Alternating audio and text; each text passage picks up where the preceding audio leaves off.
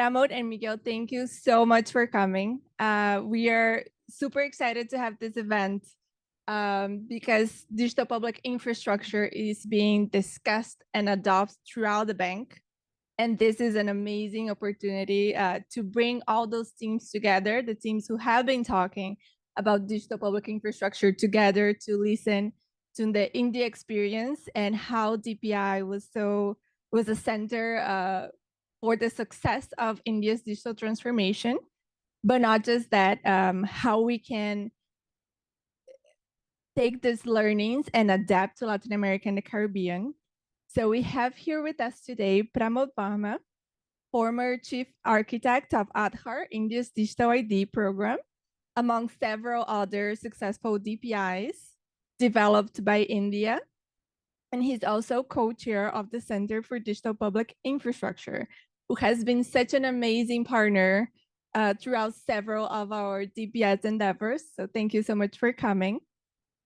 And our own and only Miguel Porrúa, who doesn't need any introduction, but I'll do it anyway, the coordinator of the Data and Digital Government Cluster at the Innovation for Citizen Services Division at the IDB.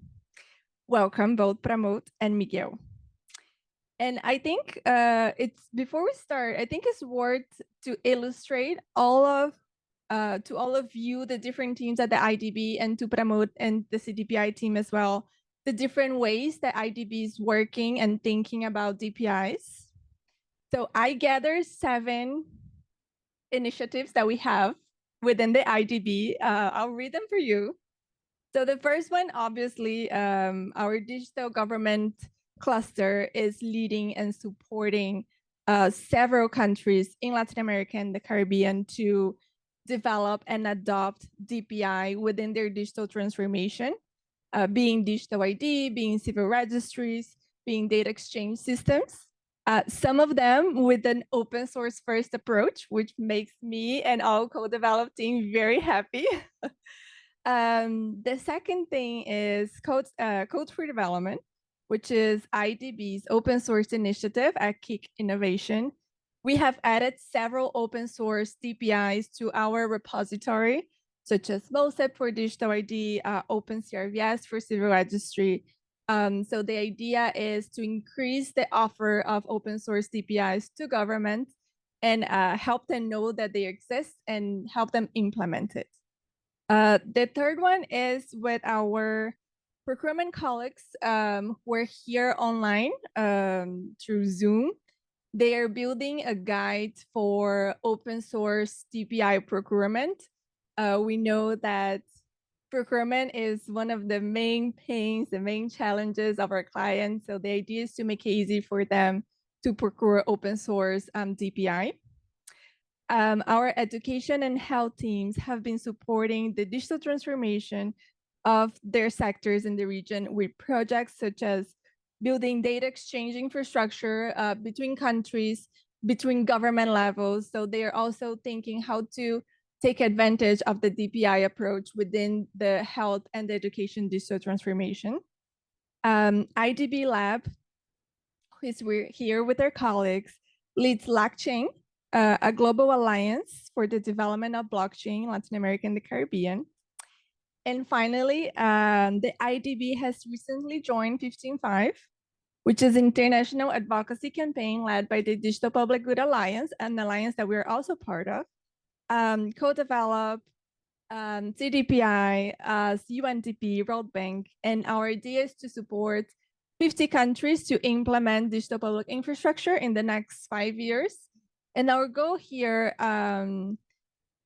is to increase the visibility of Latin America and the Caribbean and everything that they're doing within the DPI. Several Latin America and Caribbean countries have joined the campaign, and we're talking to several who are about to join in the next month. So we're very happy about it. But so we're doing a lot, and I know you do not come here to hear me, so I wanted to introduce Pramod and ask him to just share with us a little bit about the Indian experience and how DPI was the centerpiece of it.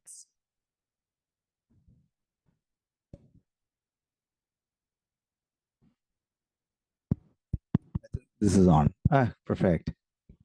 Oh, you're doing the magic there, no? So it just came over. Okay, yeah, that's perfect. Yeah, thank you. Thank you, Julia, for the kind introduction. And it's fantastic to see the IADB or IDB teams, the 7 projects, and many of that actually we are aligned in many of those efforts. Except the interesting one, procurement, which I heard, it'll be interesting to even ask there, what would be the DPI approach to procurement digitization? Interesting question to ask. I come from my world. I've been building supply chain, value chain systems, and so on. So, it always triggers my thought. Good thought. Yeah. I did not see AI, and surprising. It's a buzzword, and probably I'm very sure somebody here is losing sleep over AI, and pretty sure that's 8.1 maybe, right? I'm pretty sure it's there. Yeah. Yeah, somebody has to work on it anyway. So it's good stuff. Yeah, because it's going to change. We are going to move fast from an information era to an intelligent era. And that's going to be quite a thing to track very carefully. Yeah. So thank you for the opportunity. And I'll like take about 15, 20 minutes. And there's a lot packed in this deck. And I'm pretty sure this deck is available on CDPI website as well. So we can make this available for you to go back and stare at some slides if you want to just stare at them later, because I'm going to go fast. Okay, so that we can have some conversations. Personally, while I am also the co-chair, that's the second line there, I think. Yeah, right. Good. Yeah, second line. That's the CDPI team, Center for DPI team. I've been also been the chief architect for India's identity project, payment project, data sharing, credentialing, and now commerce and everything else that we are doing, healthcare. So we have a massive digital health infrastructure effort and education infrastructure effort. So we are in many things. CDPI particularly not, but Kami personally has participated with me in many of that. But CDPI's focus has been something else. I'll talk about that a little. There's also xstep.org and xstep Foundation, where I'm the CTO. That's also a foundation effort. So he was asking this question right now. Everything is all bunch of open source and foundations. And I was saying, yeah, it's all, there's no private company there. Okay. So just to be clear, and everything we are doing is open source and everything we are doing is public good in nature. That's an explicit call in the last several years, few of us made. Extra Foundation focuses on education, skilling, gig livelihood. So that's that foundation's effort. Much of that is actually in the open source as well. Extra Foundation is a founding partner to DPGA with Liv and team. Yeah, so we are a board member there. That's why that is relevance there.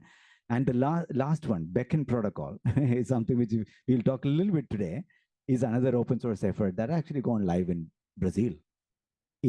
After India, the next country, immediately the open source community picked it up in Brazil.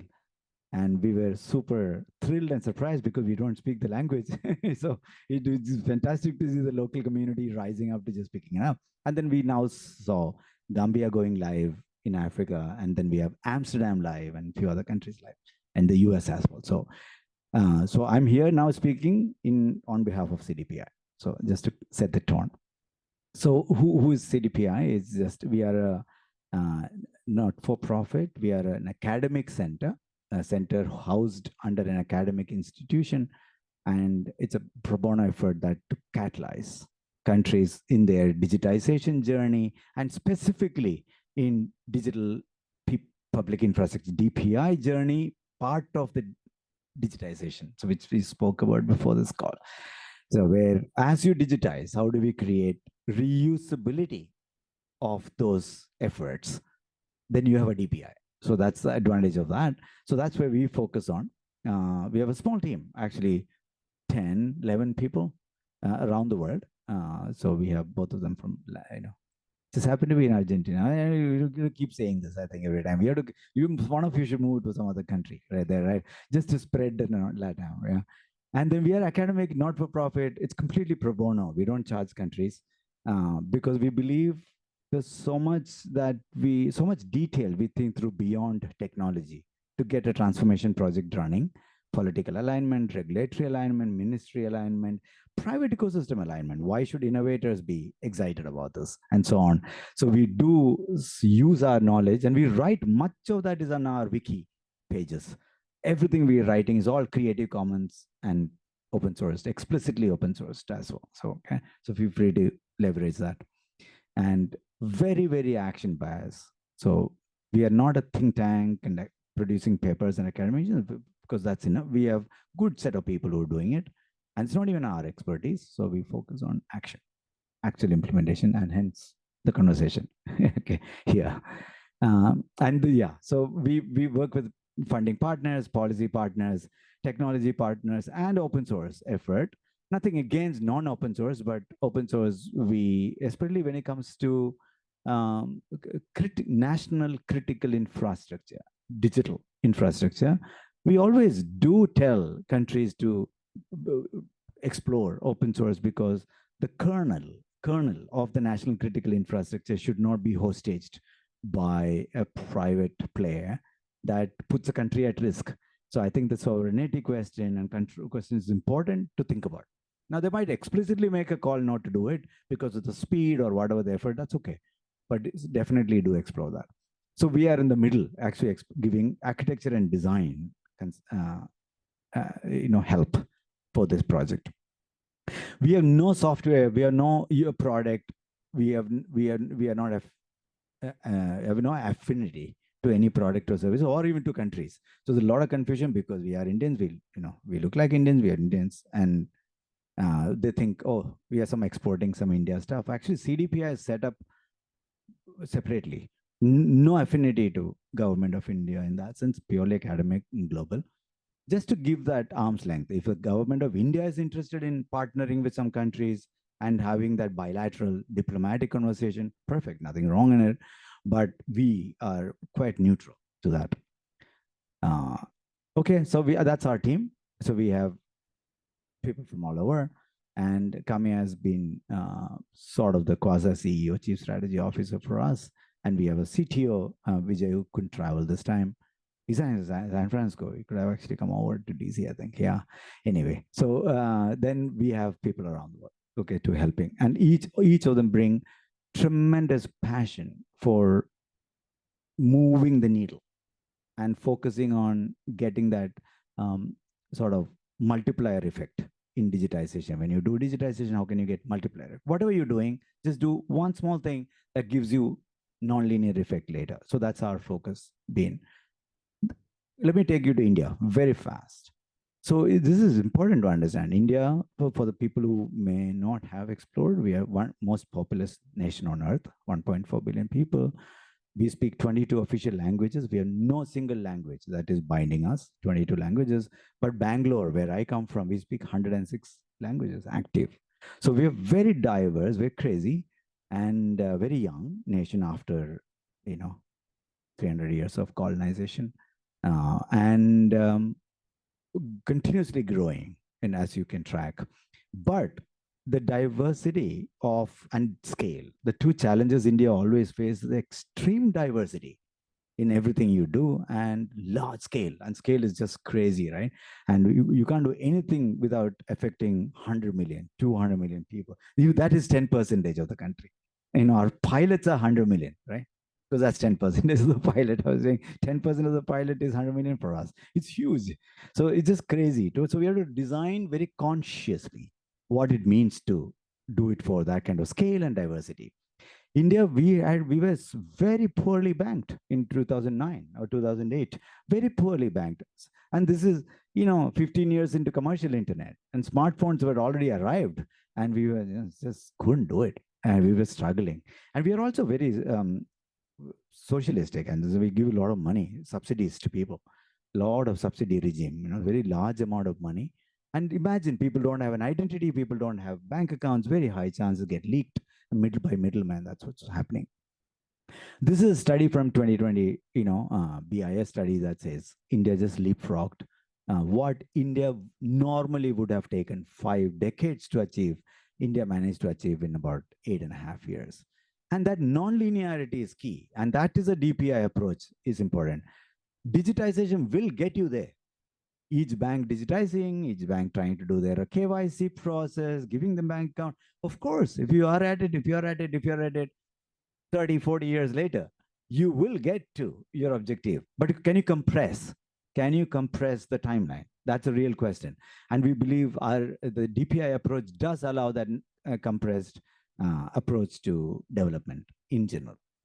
And at the same time, India also built world's largest G2P. During that time, during that decade, we built world's largest G2P payment infrastructure, government to person. G2P is government to person. We have 1,300 programs between federal and state level programs now directly getting deposited into people's bank account rather than any intermediary, no middleman. It's even more powerful because India first time finally managed to move money to a women's account rather than giving cash to man, because cash is bad, man is bad. So, combine, you have a pretty bad situation going on, right?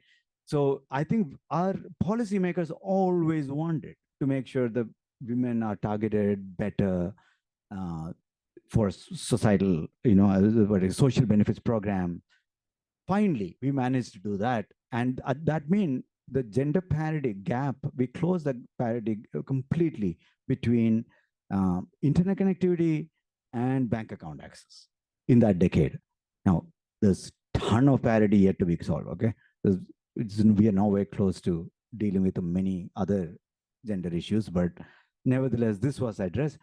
But why, again, just one point. When you build reusable building blocks, unusual things that happens, that things that you did not ever anticipate when you build it, comes in handy later. For example, when we built G2P, that was 2012 to 2014, who knew COVID is going to hit us? And the entire lockdown, and they had a very nasty lockdown, by the way. First lockdown was very, very bad, and second lockdown was okay, but it's very bad. We dipped our GDP, growth, everything. And India is very domestic and very service-oriented economy. So if people don't come back to work, we are in deep trouble, right? So we moved literally 160 million people, $4.5 billion, and moving of money costs 1/700th of a dollar for us. It's essentially free, moving money in India to 900 million accounts. And when you build these highways or digital rails or digital highways, it comes in handy later for purpose of resilience and other innovation possibilities that you never, ever imagined. And this started with the identity project. In 2009, we started. 2010, we launched. Less than 7 years, we were 1 billion people in that identity. And other than political and other leadership, support we got, single reason for this ID project to be successful, I would any day peg it to its extreme simplicity. The project was so simple. People said, that's all you did? Yeah. 4 fields, identity number, and 2 APIs. But we did that 1.5 million times every day to get to 1 billion people. And now today we do about 70 million authentications on that system. We have done exceptionally well. And the simplicity, and it's very key. If you want scale and diversity, you want extremely simple building blocks, reusable components. Because the more the complex the component, the higher chance of failure and higher chance that you are actually solutioning now. And you're being opinionated in one sense, how to solve things. And we were always humble in saying, we don't know how to solve them. We have no idea how to solve them. But we ask a reverse question. Not having identity is not an acceptable situation. Not having connectivity is not having bank account is not. So let's do what's called necessary, but not sufficient. If we have to do necessary things to DPI, then of course policy and other right good stuff has to fall in place, governance, innovation, so that the actual effect happens. We also did at the same time, India also managed to go from very low penetration in smartphone and phone access in general.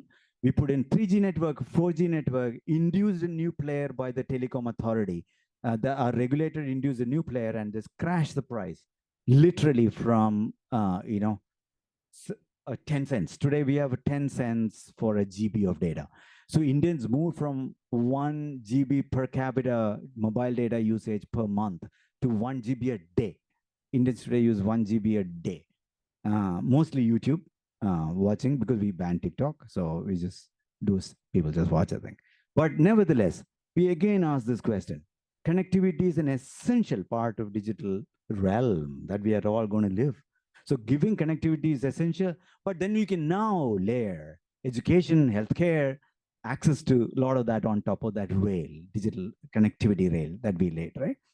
And we also digitizing paperwork, and just notorious with British history. We have notorious that we have forms after forms after forms of filling in everything. We traditionally been extremely bureaucratic in everything we do, and we have lots of paper filling going on. The problem with that is the lack of trust and the cost.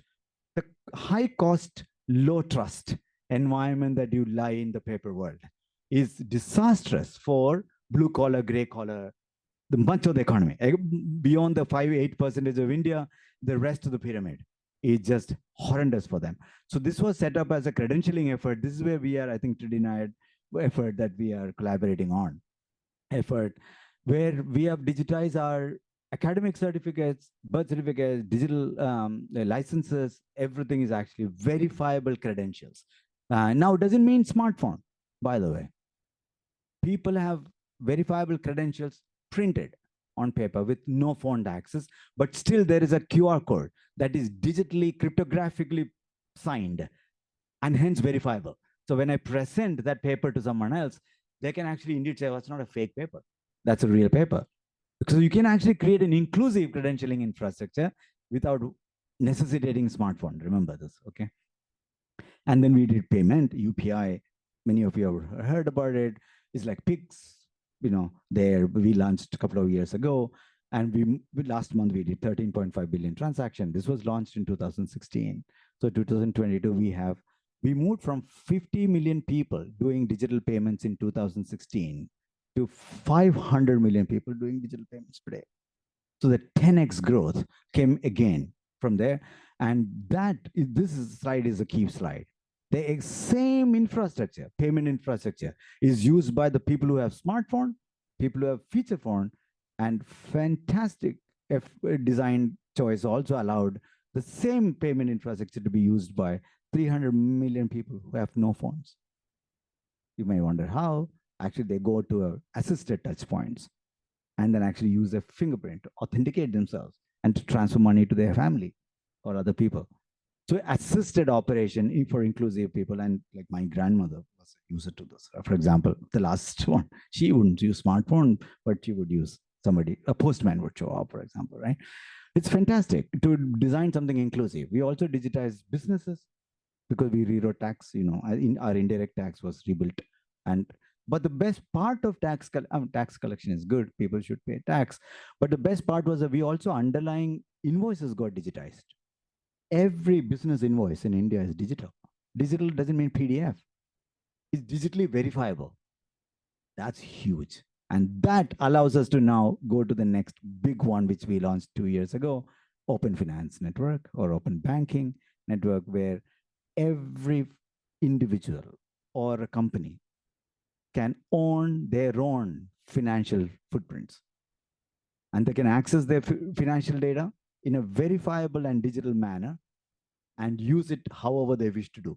And now under the privacy bill, they have the right to access and right to share, in addition to right to be protected, of course. And the even better part of DPI is the right side. Yeah, that's a fintech ecosystem buzzing on these APIs. Because government can't solve everything. You have to have private innovation playing out. So that's what's going on. Many funded ecosystem. First time in India, we are actually shifting GDP to lending ratio and hoping that finally SMEs and small businesses can get lending from a formal system. They've been getting from informal system, but formalization is very key. And first time in this, Kamya worked personally on this effort. But this is not government is not writing a lending platform. Remember, fintechs and licensed central bank licensed lenders are actually combining these building blocks. Identity building block, payment building block, data API building block, and digital signature building block to provide paperless, presence-less, instant underwriting to people to be able to do so. Because every one of this is verifiable ID, verifiable data, verifiable paperwork, and it's all legal evidences in the court. We also did with healthcare. There's a huge effort on healthcare, digital healthcare in India. I've been the architect for that, so we can talk about that if anyone is interested. And education. Entire schooling education when digital. This was hugely beneficial when COVID, and we keep saying that schools were shut down, but schooling didn't end. And it's a very interesting way to think about it. So last week I was in one of the universities here, and I said people tend to go after so I asked people to think about the statement. We go after trying to implement nouns, N-O-U-N. That means we want banks in the village. We want doctors in the village. Instead, we should ask verbs. We want banking in the village. We want healthcare. We may not need doctors there. Very interesting possibility. And India, even now, with 700,000 villages, no banks exist there. But we are banking everyone universally. Digital has the means to extend the verbs to the last mile or the first mile, as we call it, right? And it's very, very key to remember that. And that is a very powerful way to imagine. And now we are upping the ante, saying, okay, now we built identity, trust layer, credential, data, payment. Fantastic. The bottom is built. What do we do with it? Our economy in India, and this is very key, and we see this in Brazil, by the way. This is why Brazil adopted this part faster, is that economies in developing nations, especially large nations, are fragmented and broken with high intermediary cost and low trust, inefficiencies everywhere. Look at any of this, you will see the same thing in India. Amazon, for example, has done 8% of B2C. Uber does less than one city's metro traffic across the country. It's very small, really. Country is so large. It's fragmented, inefficient, information asymmetry, cost. That's what's happening. But how do we solve typically? All our mental models. The way to solve this problem is to think about platform story. A DoorDash will solve it, right? We have restaurants on one side. We want to eat on the other side as consumers. Yeah, DoorDash will solve it. We have plumbers on one side. We want plumbers, carpenters. TaskRabbit will solve it. Uber will solve drivers. Airbnb will solve stay, right? The problem with that is this is not working. Either from a anti-competitive or monopoly standpoint or from India fragmentation standpoint of view. Because they are nibbling at 2%, 98% is outside, informal. We are moving away to a new model. And this is not India. We have 3 projects in the US, Brazil is live, 3 projects in Brazil, Gambia is live, Amsterdam is live, Berlin is coming on, and Paris is coming on. Okay, so where people have realized this time has come to move from what's called a platform-centric economy to a network-centric economy. And that's what internet has taught us. Internet is not a platform, it's a network. And it's a very powerful imagination that's possible today. We could not have done 10 years ago, because today, every one of the human being, or very soon, will walk around with a powerful computer in their hand, with connected computer, smartphone, whatever, right? The moment you have a computer between the driver and me, we should be able to actually discover the driver and book it without its powerful intermediary in the middle. And that's what's happening. The network is live. Many millions of transactions going on. Very powerful. Drivers love it because it's completely decentralized, and they're no more 30%, 50% commission, right? They're actually earning, and they love that, naturally incentivized. And it's much more expansive in nature. I'll send you the sum. And we have a not-for-profit entity called ONDC in India. This is India's entity. Brazil has a different entity. Amsterdam has a different entity. These entities are facilitating the governance, because laying the road is not enough. You need to have rules of the game, governance, consumer protection, SLAs, dispute resolution, all the stuff that needs to go with it. That needs to be laid out. This is what ONDC is doing in India, but everybody else can do themselves. the entire effort, the technology behind this is Beacon Protocol. I was mentioning it's open source. It's completely open source effort. And we have thousands of developers in thousands of companies who are getting funded, VC funded, to build on a new commerce internet. Think of that way. It's a commerce internet, right? That's what's happening. And we even have energy and sustainability efforts going on this. Today, India, we have a completely dynamic energy production and bidding in a programmatic fabric. Very, very powerful imagination of what an energy internet could be. And I was telling you while we had long time standing in the line in the morning, so I was giving Julia some work, to think about it. This is another thing we are doing. We are applying AI first time. Huge benefit for India.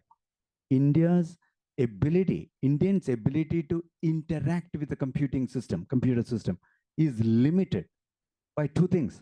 Smartphone interaction style, which we are all used to, but poor people are not necessarily used to. And second, English, because not everybody can, 100 million people, right? So we are using the AI to actually democratize a language barrier and saying that voice is our next touch. Where are we going from touch? Voice is our next touch for India, and we are huge about that. So just conclude. This is how we used to be. Government used to digitize everything. Government digitizes everything. It's called e-government projects. E-government projects, you digitize the whole thing. Or government doesn't do anything and the entire thing is done by private. Then we have the walled garden, non-interoperable, monopoly, or anti-competitive issues all stepping in. DPI approach allows somewhere in the middle, and that's very key. DPI allows government to relay the public rail. That means the roads are public, innovation is private, right? So how do you create the same imagination in the digital world? Digital roads, which is what internet was about, by the way. Internet is HTTP, TCP, IP. They're all public rails in one sense, but the innovation on internet was private, right? That's okay. That's a good balance to have. And that's why it's important to think about DPI being technology components reusable, good set of governance, but really driving public and private innovation on top of that. That's what DPI thinking, our learning has been. And that's why this statement is very key. DPI is slightly different from digitization, where you are creating public rails where private innovation can thrive so that you can really create that internet effect in commerce, internet effect in finance, in healthcare, and so on, right? And that is no different from what Kamya was explaining earlier, is no different from how you as economists or others would think about physical infrastructure. Why would we invest in physical infrastructure? Same reason. Equity, common pool, common good for everybody to reuse. But somehow we never did this in digital world because somehow it was just done by techies. And we think it's not the right thing to do. We should invest even in the digital world, reusable rails. And that can create, for India's learning has been, it creates enormous formalization of an entire society to be able to have the same access that you and I have access to without cost being a barrier, language being a barrier, and trust being a barrier. These are the three biggest barriers India has learned, and we are collapsing that as to make sure everything's okay, opened up, right? And we are seeing great benefit. Yeah, so there, thank you. Yeah.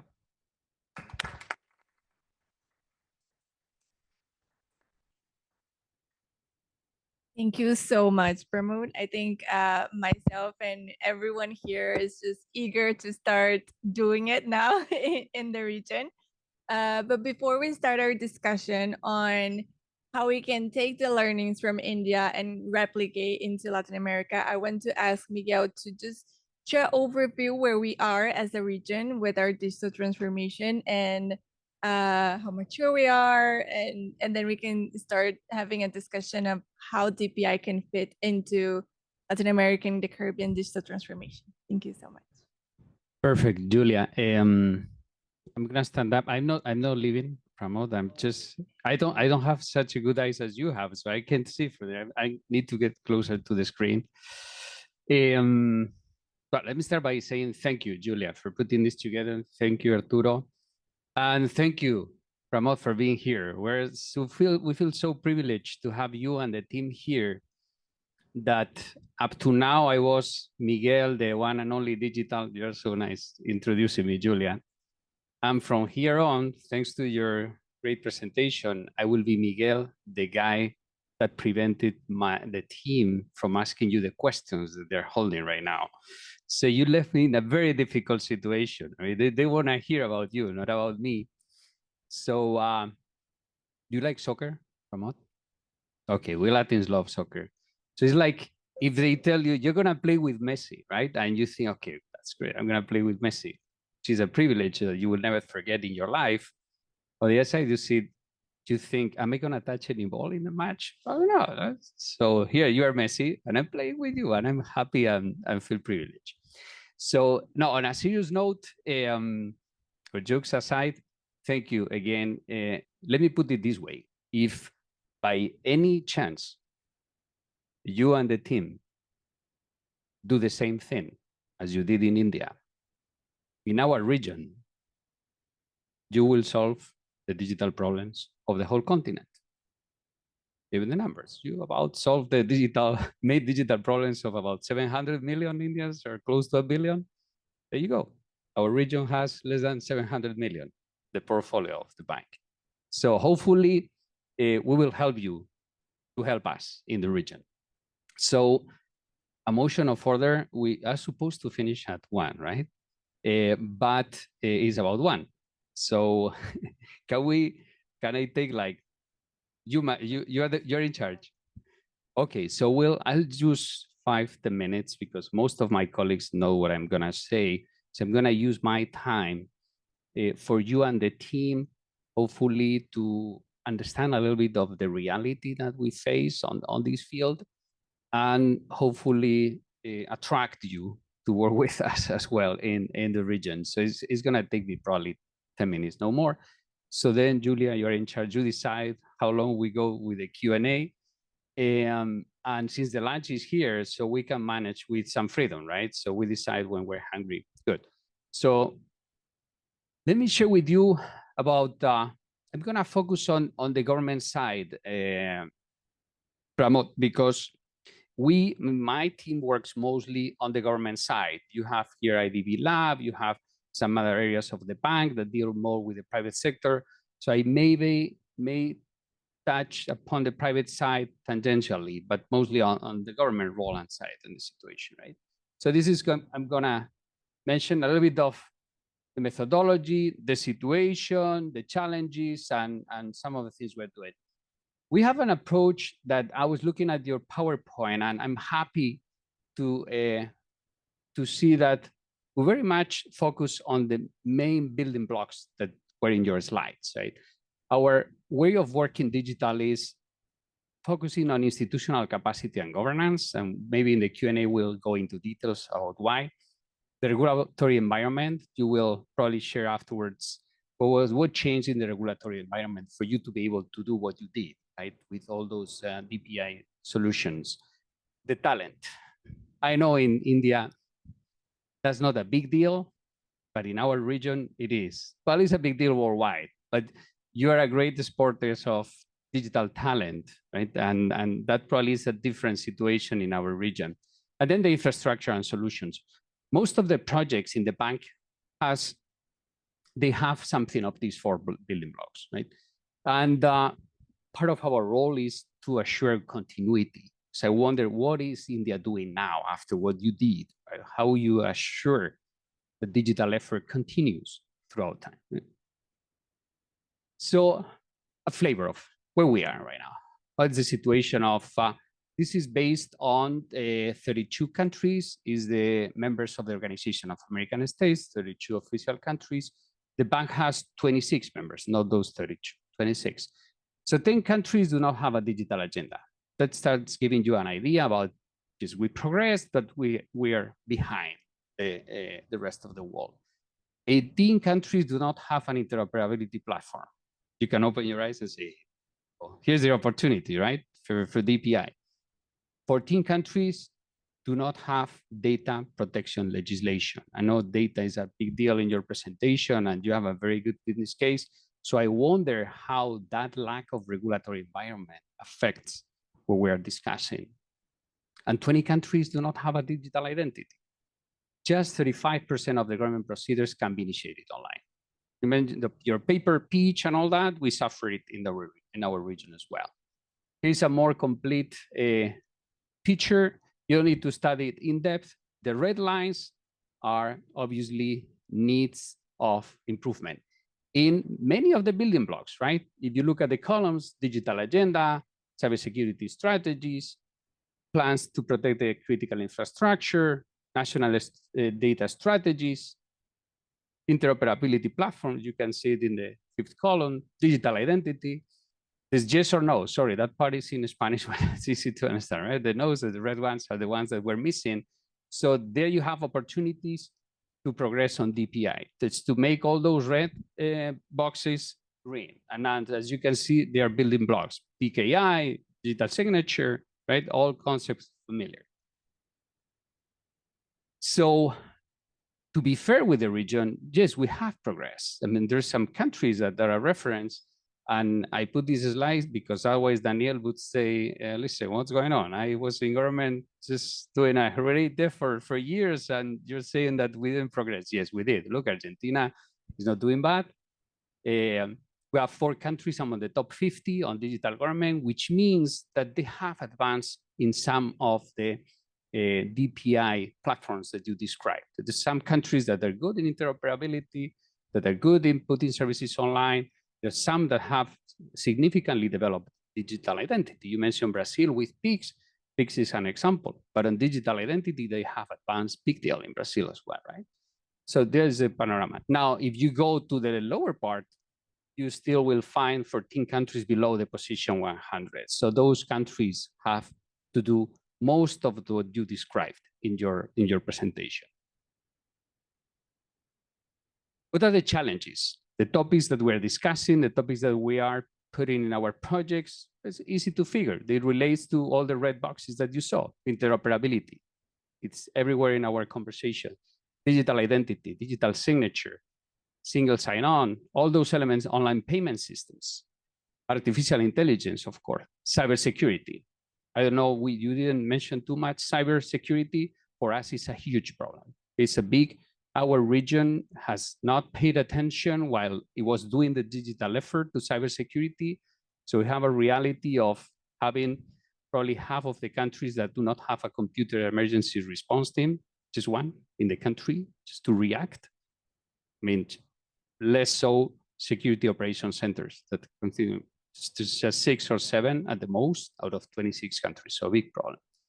And the final point is very important here. We'll probably discuss is limited investment in the digital agenda. I would love to hear about some numbers about how much the government of India invested, and what was the business case? How did you motivate them to invest? Just a flavor of where we have projects in the bank. See, all these projects are opportunities to discuss DPI with these governments that we're working with, because there is resources there for digital, right? Just in our division, for you to have an idea, we have 64 loan operations for about $3 billion that are significantly digital, not only digital, but have digital components.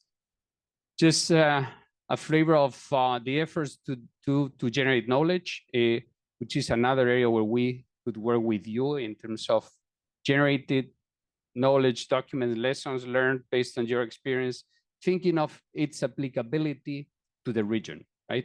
Maybe even considering the language element, because for most of our countries are Spanish speaking. Some training that we did as well. Some other documents, just for you to have an idea of that. And a final piece of information that is important that you know, we have a space that you may have heard of to work with the whole region, right? Because I know the DPI concept has a lot of regional flavor behind it, right? It makes sense that the countries just pull together and undertake it. We'll discuss the the viability of that in our region during the Q&A. But I wanted you to know that the region has this e-government network that has a ministerial meeting level. It's been 7 ministerial meetings, has 8 working groups, and a lot of workshops throughout the year. Well, Daniel has had been an active member of that network and knows it well. And through annual awards, we have documented 350 digital government solutions, and we have a ministerial meeting coming up in Brazil at the end of the year. And honestly, this network has been speaking about open source reusability of digital government solutions for years. Daniel, you've been in those discussions, right? And we have documented them just precisely to incentivize the countries to reuse them.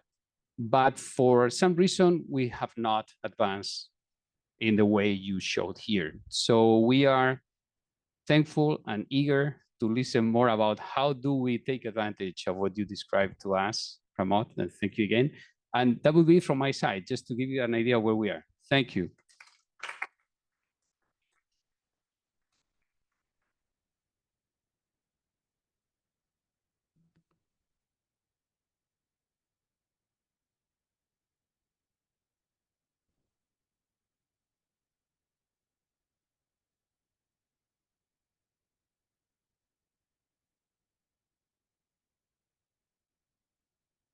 Okay, so my name is Manuel Aguilera. I lead Latin America and the Caribbean.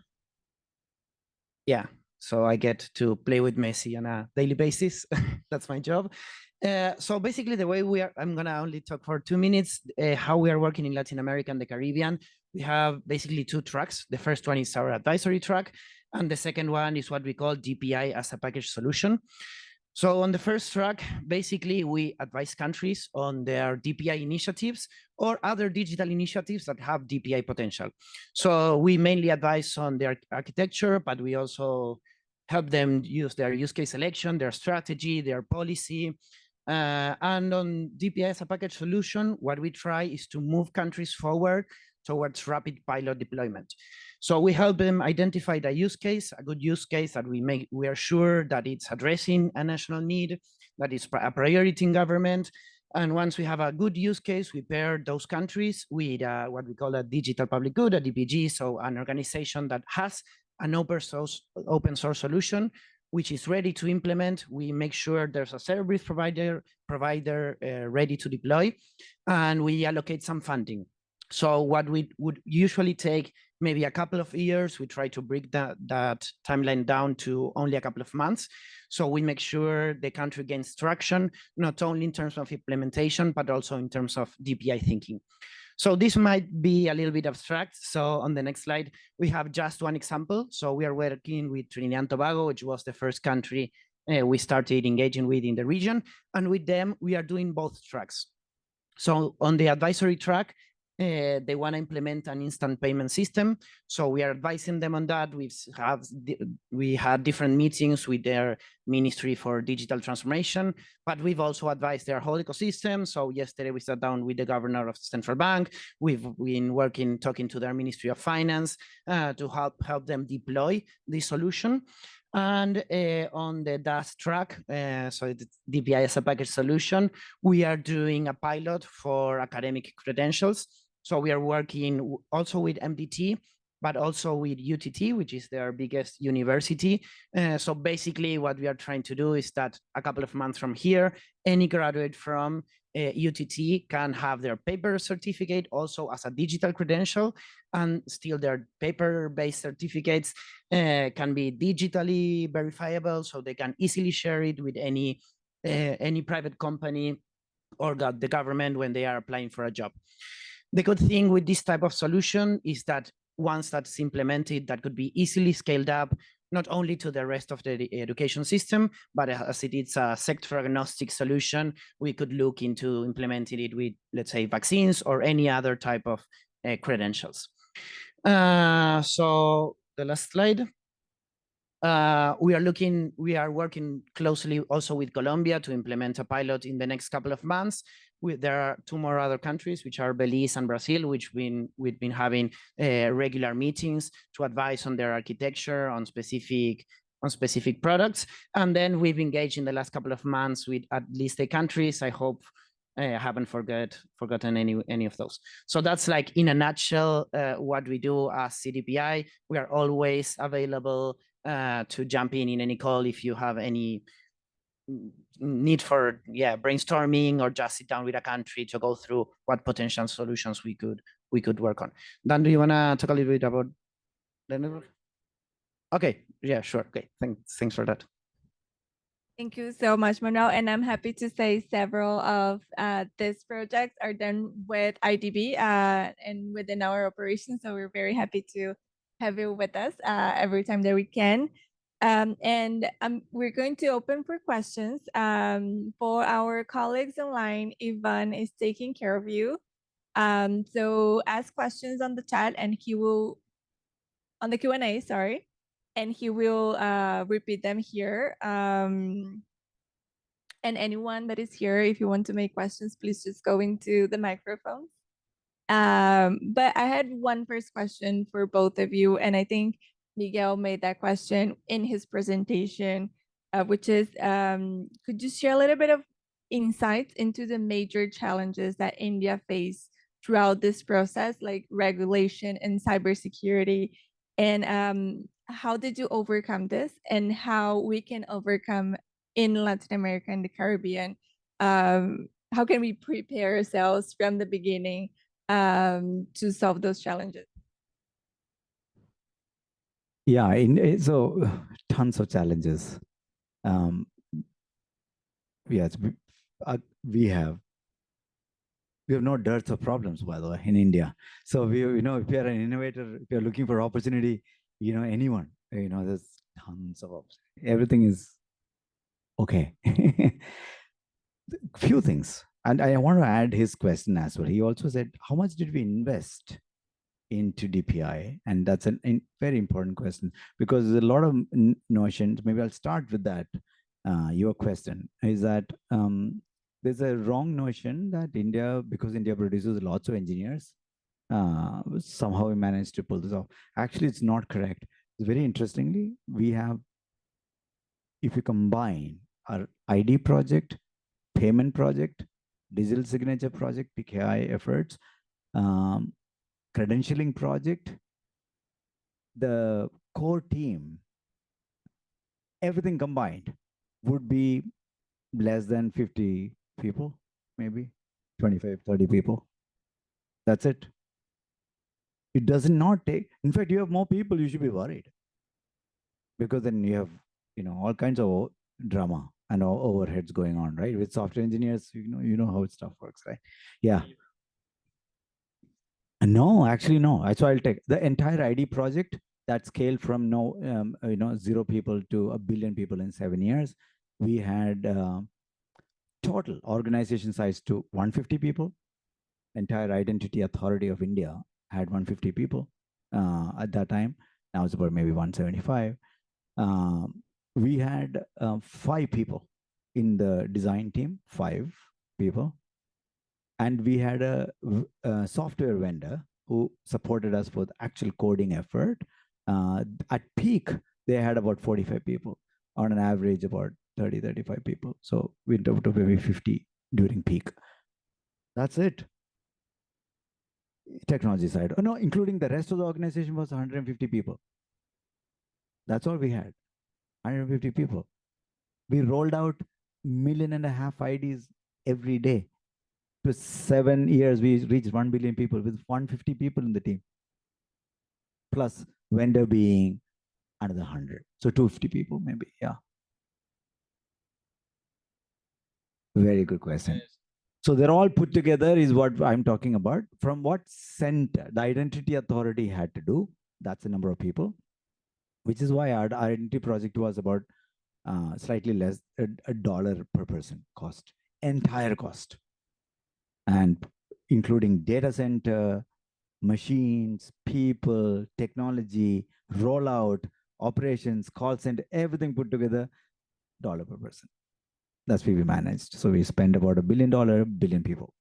Okay, so 7 years. Across 7 years, we spent $1 billion, not every year. So total spend. Now, the reason why, I think it's also to do with because of the simplicity of the system. The system was not too complex to build or roll it out.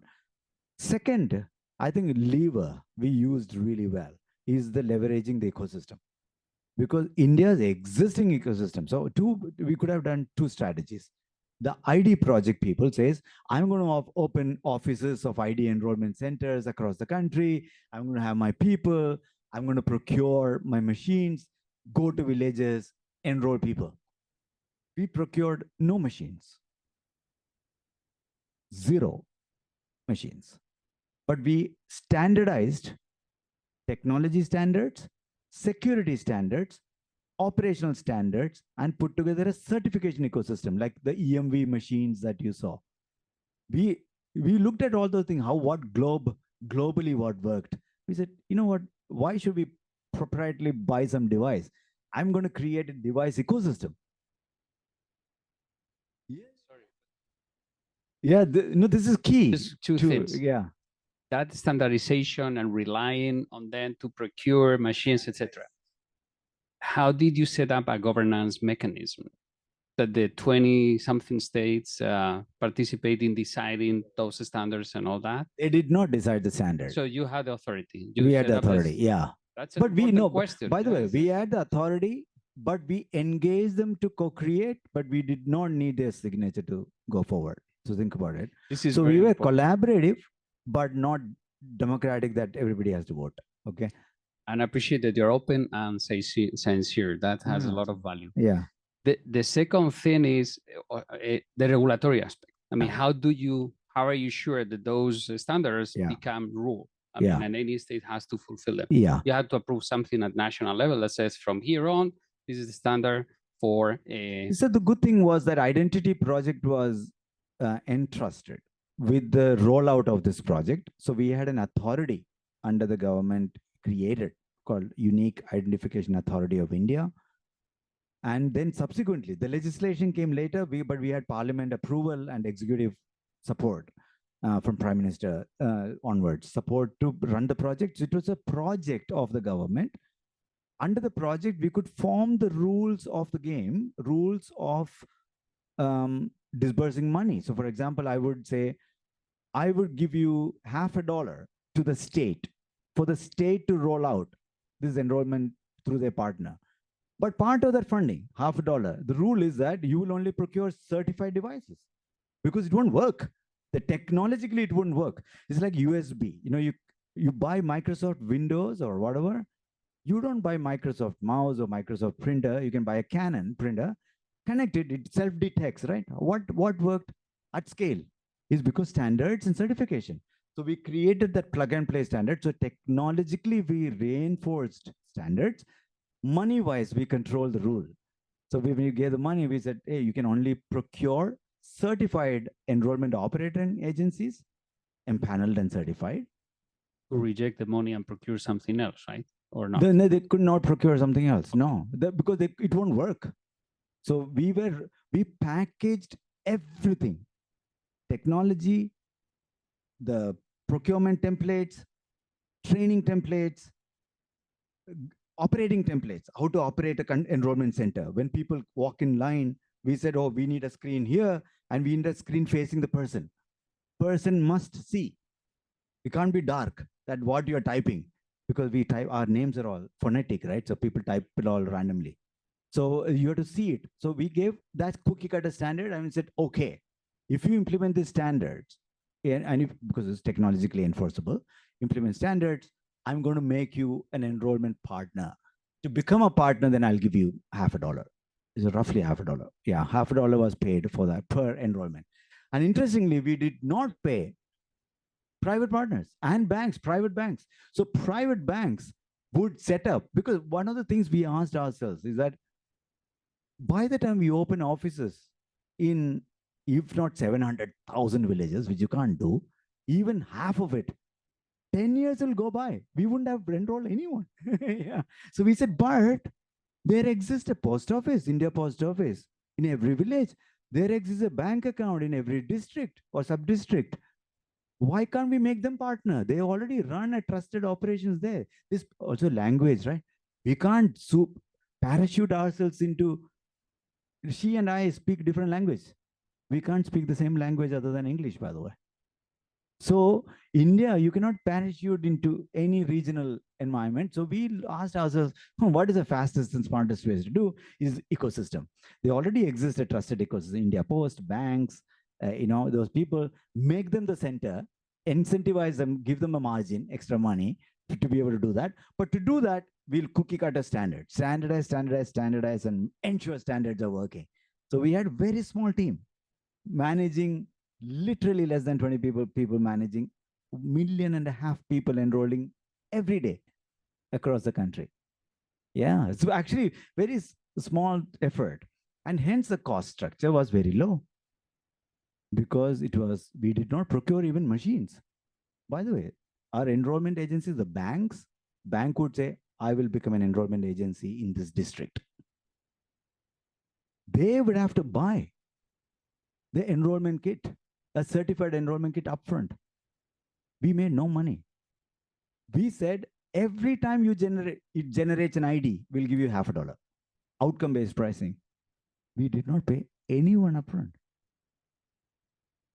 That's very interesting model we played out. That means the bank's interest was to that I invested in a laptop and a biometric machine and a camera.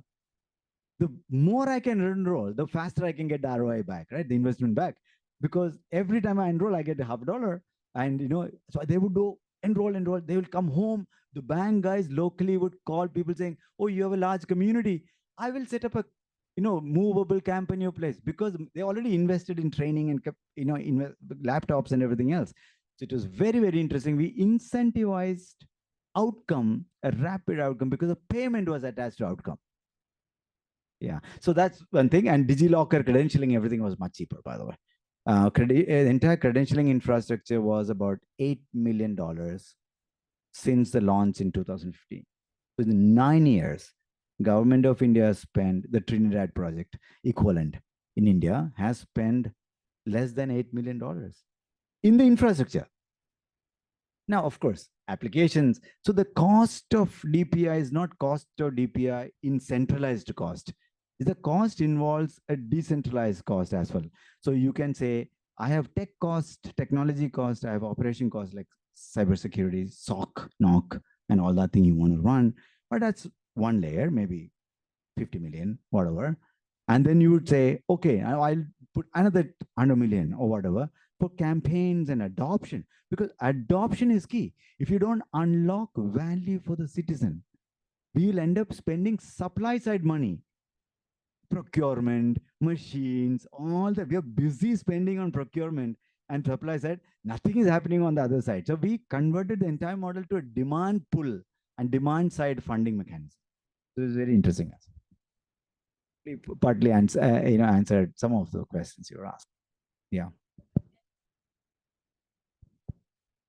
That Miguel kept looking at you, Arturo. Do you have a follow-up question?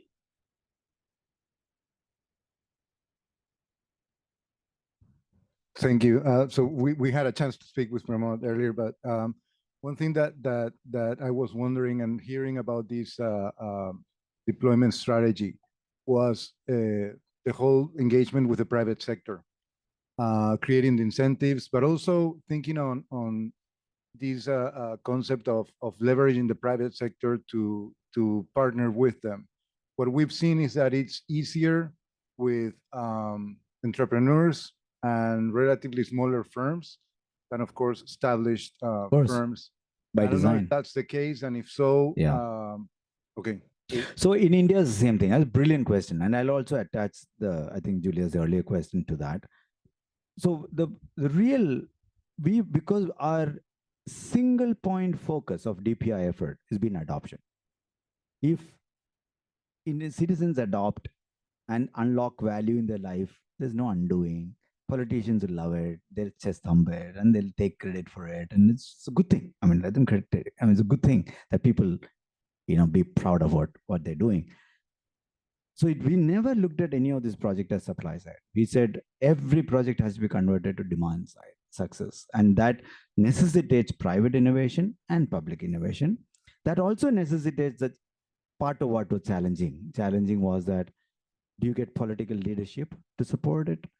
Do you get bureaucratic leadership in the government to support it, and you get private ecosystem to support it.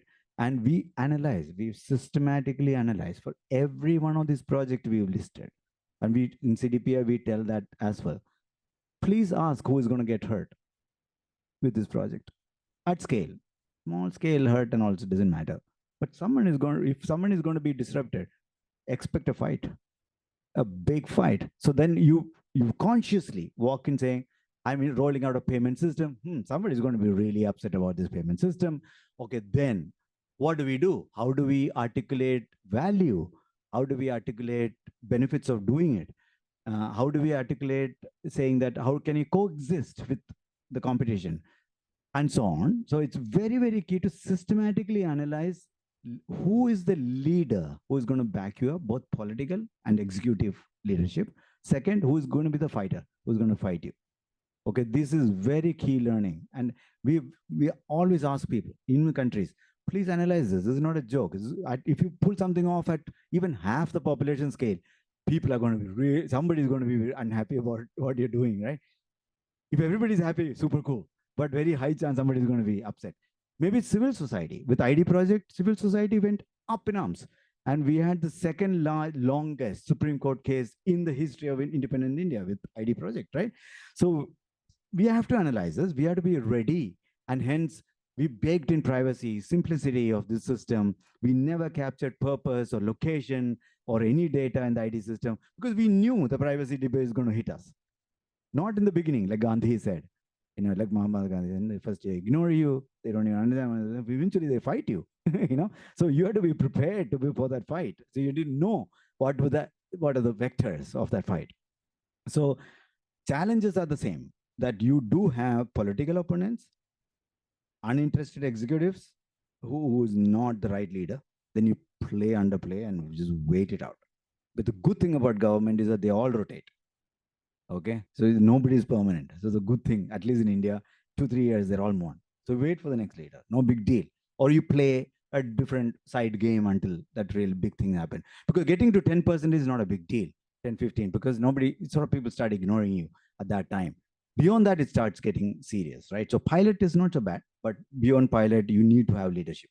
Second is a private ecosystem where UPI is a classic example, where the two largest incumbent banks and the largest fintech, and of course the card networks, would not let it happen.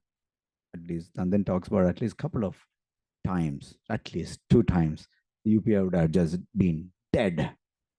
Okay.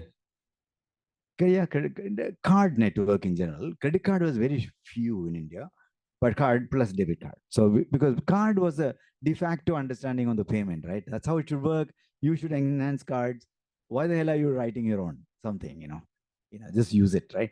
But we said, hey, we need to expand the pie, so we need to really expand the formalization. So we went after the early movers. So one of the learnings that we, again, CDPI, we talk about is identify who is your real early adopters. If you're putting in credentialing, don't go after the incumbent, no biggest one. He's not going to support you. So we need not go after driver's license in the credentialing, because driver's license guys are the big one government, big machine, right?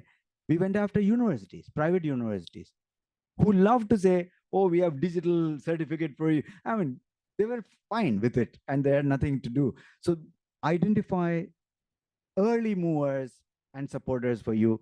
In UPI, we did with 2 small banks, by the way, 2 medium small bank were the first movers, and 2 fintechs who did not even exist before literally came through at that time. So 4 people literally played the first 2 years of UPI game.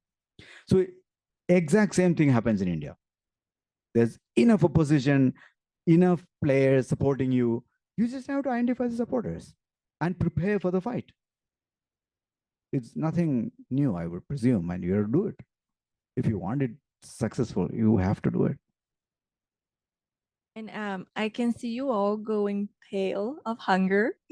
Oh, yeah. I also saw Ivan standing up a couple of minutes ago. I wanted to see if Is there there's question any from there? from the.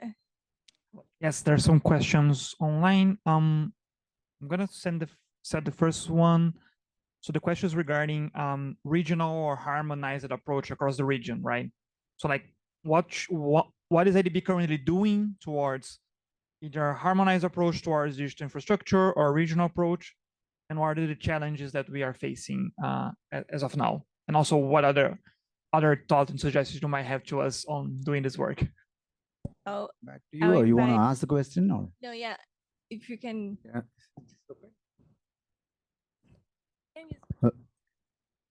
It's open. It's open. Yeah, I'm still curious on how those building blocks became so successful, that the exponential growth that you describe. And is it because the market, providers, users, and all stakeholders saw them as the best option, or is it because the government defined them as a standard, or is it because the subsidies, the payments were channeled only through that solution? Excellent question. Okay, so maybe I'll take yours first and then go to him on the online question. Yeah, so I think that's a subtlety between full-fledged digitization. When you do full-fledged digitization, you're competing, right? Let's say I'm going to build my own procurement portal or something. I mean, it's private guys are saying, I could have done this. Somebody else could have done it. So it's very important to build only building block.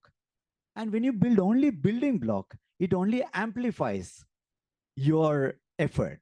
For example, Netflix is the biggest beneficiary of UPI. One of the biggest beneficiary, because India never had subscription payments. It was very, very painful. We had no card on file because of the two-factor authentication mandate. The Indian frauds are very low because of that. We are everything is two-factor payment, not like here.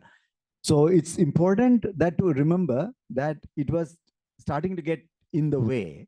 Protection regulation was getting in the way. And this is a great example of that. So they found each of this building block, identity, for example, and Nandan Nilekani, who's been the founder chairman, speaks about it all the time. He says the identity project had one of the world's first, or maybe the only one, other than maybe Ethiopian one, I think, if I recall, where identity was not attached to any entitlement. That means my ID in India just says, I am Pramod. That's it. Not even citizenship. So it did not give me any entitlements, because identity and entitlements are almost always conflated and combined in the historical reasons, right? I'll use passport as an ID, but passport also gives you entitlement to travel. Driver's license as ID is entitled to drive, right? So Social Security here is actually not an ID system. It was meant for something else, and we just reuse, misuse, whatever we want to do, because there was nothing else. There was no pure identity. And otherwise, the good thing about such purity is that it's not, you don't walk into other people's turf. So the health system looked at and said, this is good. They have nothing to do with health. I can now onboard a health insurance program instantly, because now ID is actually reusable. Banking guys said, oh, you guys have nothing to do with financial inclusion. They don't even capture banking attributes. They don't even capture anything. You just name, date of birth, gender. Oh, I can use that to onboard people. Anyway, I need some ID proof. I can use. Everybody found the minimalism of this building block to be actually useful for them to do what they want to do better, cheaper, faster. So that's the real key to that. Now the question, Arturo's question is very key. Who are those players who will find it? Definitely not the large incumbents, because it doesn't matter. It's not logical anymore at that level of incumbency. I don't like it. I just oppose her. I'm just lazy or too slow, right? So sometimes incumbency comes in the way. So you always look for challengers. You go after challengers, design it to be minimal, and then you get that effect. Going back to your question, what is the question about? Regional. I think the regional part, two learnings that we had is, one, when you roll out articulating value benefits to every player, point number one, very, very key to explicitly take. And we wrote white papers, value of identity in social protection, value of identity in banking and financial inclusion. We wrote this explicit value articulation for every domain to say, why should you care? As a governor, a central government, bank governor, or a banker, why should you care about ID project? You don't need to know the whole project. Why should you care, right? So we wrote for every targeted people, potential user of this building block, we wrote a use case and an articulation that is targeted. We had a specific articulation for politicians separately. It was not one white paper that worked for all. We had a white paper, of course, but we would write decks that are so specific to you that you would say, compelling enough, right? I like it because I don't care about everything else. I care about my constituency or politicians saying, election next year. I need to come back. What do I need? So we would really craft very, very specific. That's one regional strategy we did. Second regional strategy we did is not to synchronize adoption.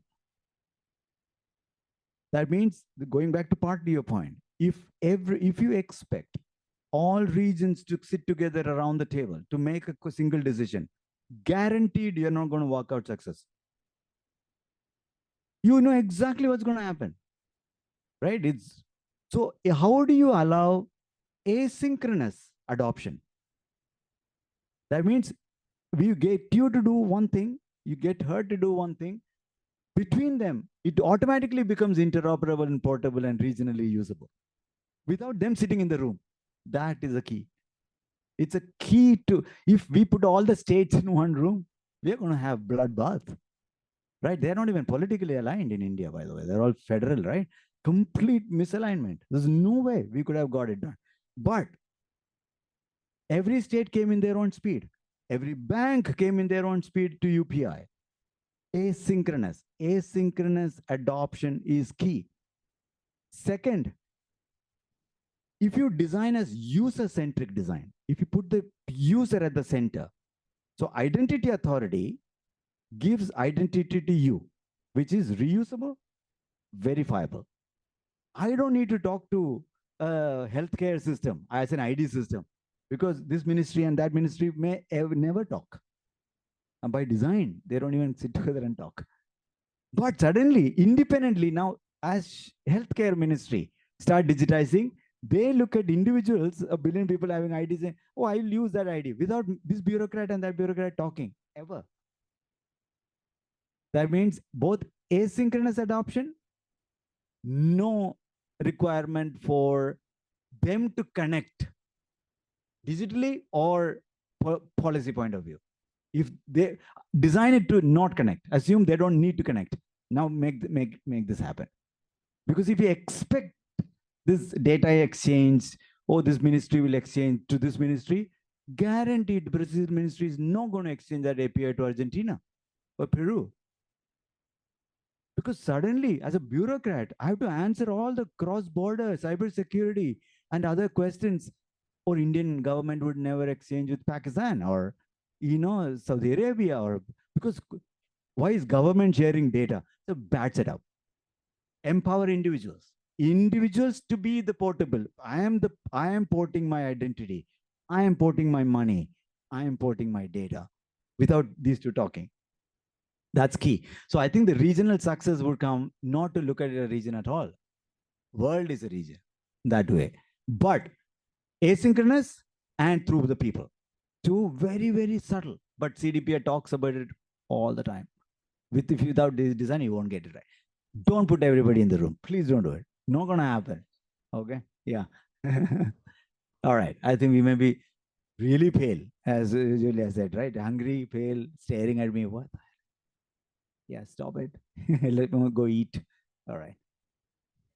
Thank you so much for having Pramod. us. Yeah. Thank you so much, Miguel. It has been a pleasure. And the survivors can now eat. Yeah.